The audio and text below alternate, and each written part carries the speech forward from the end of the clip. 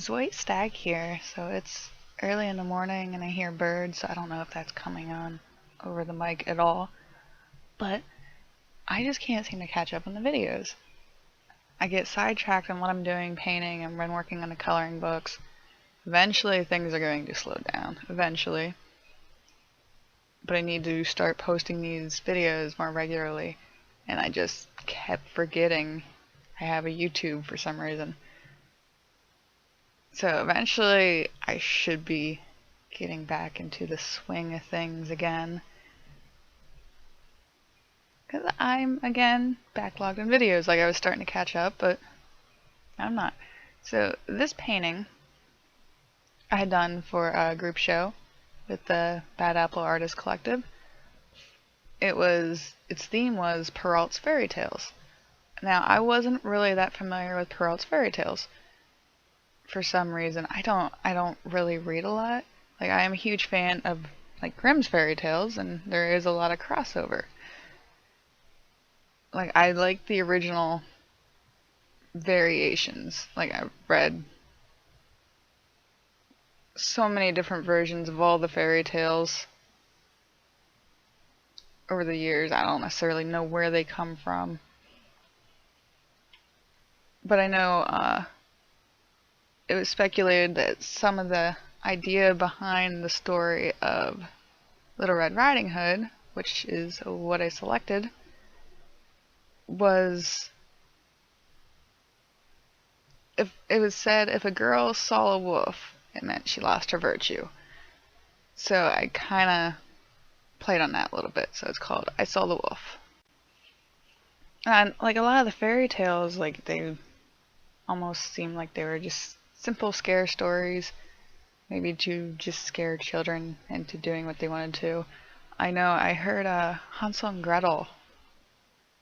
It was speculated that there was a lady that baked, I don't remember if it was just cakes or actual gingerbread or something, that was really popular, and this baker was jealous. So he pretty much got all the villagers around and gathered them up, and it's like, oh, she's a witch, and she was burned alive in her house.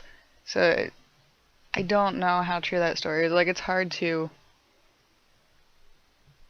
know for sure, because a lot of these stories, they're just word of mouth. They traveled through areas and regions and ended up changing, like, the telephone game. Like, everywhere these stories changed, and like the Grimm brothers went around and they got a bunch of tales, and there was other people of that time that, like historians, that were just recording these folk tales.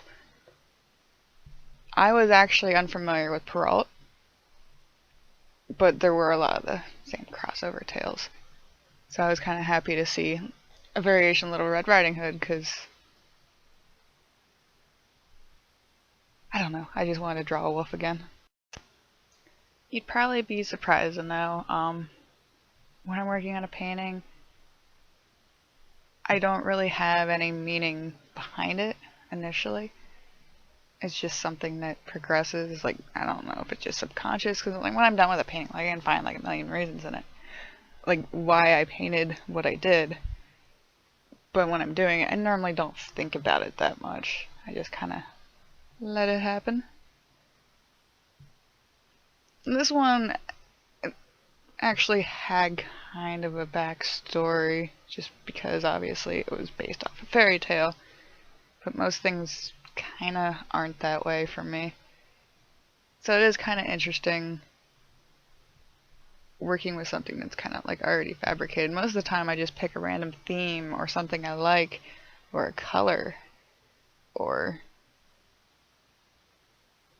I'm like, just something random catches my eye, like a playing card. Like I have that. I know I've talked about my list before. Like I have this huge list of, I just find something that strikes my fancy, whether it be a word like door or paper. Paper is like one of my favorite words. I don't know why. For some reason, it feels like such a pretty word for me. And I've been incorporating paper more and more into my artwork. I used to love origami as a kid and paper crafts in general. Like, I remember making paper hats and stuff. Like, a lot of elements of my art are just pretty much me revisiting childhood. Or my daughter does the same stuff. Like, she'll make paper crowns or stuff I remember doing as a kid, so she kind of just refreshes my mind. Like, I've been living kind of vicariously through her. I see her do these things, and then I'm like, I remember doing that, and then it just ends up in my art somehow. And it's pretty cool. I've just been rambling. But this is my painting.